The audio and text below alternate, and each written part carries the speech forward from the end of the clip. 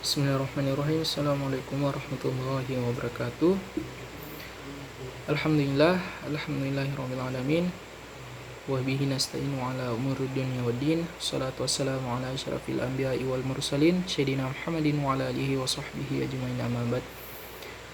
Pertama-tama teriring syukur kehadirat Allah Subhanahu wa taala atas limpahan nikmat yang diberikan kepada kita, sehingga pada kesempatan kali ini masih diberikan kesehatan sehingga dapat melaksanakan kewajiban mata kuliah pengantar studi Islam, yaitu membuat video tentang makalah yang akan dipresentasikan. Salawat serta salam tak lupa kita kirimkan kepada junjungan Nabi besar kita, Nabiullah Muhammad SAW. Baik, pada kesempatan kali ini kami akan mempresentasikan makalah yang telah dibagikan judulnya sebelumnya oleh dosen pengampu, yang dengan tema yaitu pendekatan sosiologis dan antropologis pada studi Islam. Pada pemateri kali ini akan memaparkan beberapa rumusan masalah, yaitu yang pertama adalah pengertian dan pendekatan sosiologi dan antropologi itu sendiri. Yang kedua adalah objek kajian dan pendekatan sosiologis dan antropologis. Yang ketiga adalah bagaimana pendekatan sosiologi dan antropologi dalam studi Islam itu sendiri. Baik, kita beralih ke pengertian pendekatan sosiologi dan antropologi. Pengertian pendekatan sosiologis atau sosiologi. Dalam mempelajari agama diperlukan berbagai macam pendekatan agar substansi dari agama itu mudah dipahami. Adapun yang dimaksud dengan pendekatan di sini adalah cara pandang atau paradigma yang terdapat dalam suatu bidang ilmu yang selanjutnya digunakan dalam memahami, terutama di sini adalah memahami ilmu agama.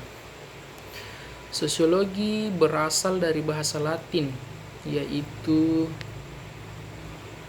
socius yang berarti kawan atau teman, sedangkan logos berarti ilmu pengetahuan. Sosiologi adalah ilmu yang mempelajari hidup bersama dalam masyarakat dan menyelidiki ikatan-ikatan antara manusia yang menguasai hidupnya. Sekanto sebagaimana yang dikutip oleh Abuddin Natah dalam bukunya yang mengartikan sosiologi sebagai suatu ilmu pengetahuan yang membatasi diri terhadap persoalan penelitian. Sosiologi tidak menetapkan ke arah mana suatu seharusnya berkembang, dalam arti memberi arti petunjuk-petunjuk yang menyangkut kebijaksanaan kemasyarakatan dari proses kehidupan bersama tersebut. Dari dua definisi tersebut terlihat bahwa sosiologi adalah suatu ilmu yang menggambarkan tentang keadaan masyarakat lengkap dengan struktur lapisan serta berbagai gejala sosial lainnya yang saling berkaitan.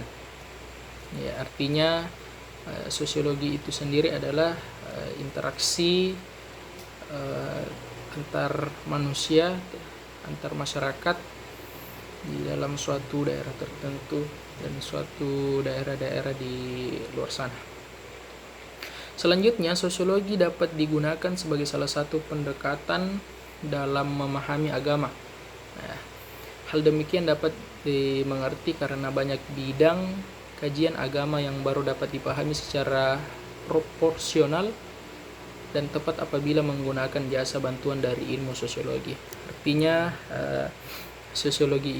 ilmu sosiologi ini sendiri sangat dibutuhkan karena dengan menggunakan jasa bantuan ilmu sosiologi ini kita dapat mengetahui secara pasti, memahami secara jelas apa objek kajian yang kita pelajari.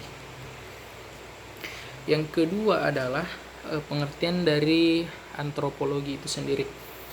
Antropologi berasal dari kata anthropos yang berarti manusia dan logos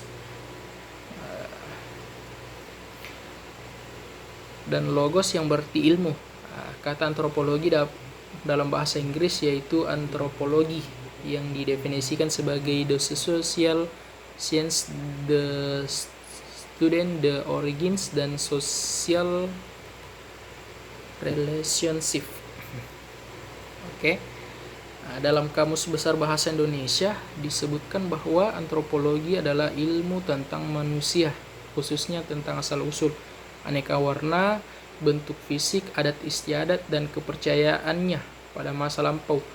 Ilmu tentang organisme manusia dan tentang manusia sebagai objek sejarah alam. Ya. Dari beberapa pengertian yang telah dikemukakan dapat disimpulkan bahwa suatu pengertian antropologi itu sendiri, yang dimana adalah suatu antropologi itu adalah suatu ilmu yang mempelajari tentang manusia dari segi keanekaragaman fisik serta kebudayaan yang dihasilkan sehingga di antara satu manusia dengan yang lainnya berbeda-beda.